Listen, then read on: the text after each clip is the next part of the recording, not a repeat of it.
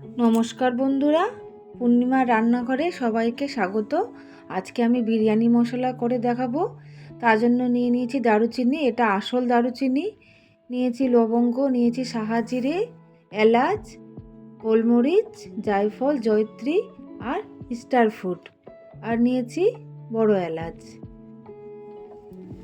এর মধ্যে আমি একটা সিক্রেট মশলা দিচ্ছি, সেটা বিরিয়ানির মশলাটাকে স্বাদটাকে আরও বাড়িয়ে তুলবে।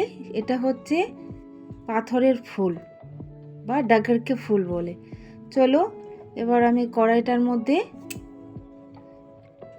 করে নিচ্ছি। এটা দালচিনিটাকে আমি একটু ভেঙে নিয়েছি, গুঁড়ো করে নিয়েছি।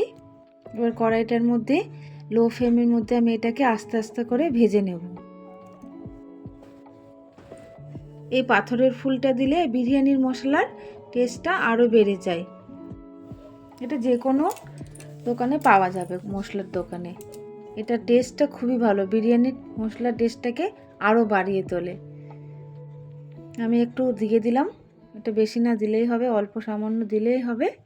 এটাকে দিয়েও আমি হালকা করে নেড়ে দিলাম। এখানে ফ্লেমটা লো রাখবেন।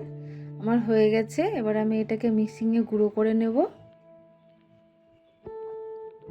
এই যে আমি মিক্সিংয়ে গুঁড়ো করে নিয়েছি, ফাইন পাউডার তৈরি করে নিয়েছি। কি সুন্দর হয়েছে দেখুন। মশলাটার যে কোনো রান্নাতে দেবেন বা বিরিয়ানিতে, তো এর স্বাদটাকে আরও বাড়িয়ে তুলবে বিরিয়ানি মশলা। আর যে কোনো আপনি খাবারে দেবেন, আমিষ নিরামিষ সবটাতেই এই মশলাটা দিতে পারবেন। এটা দারুণ একটা মশলা।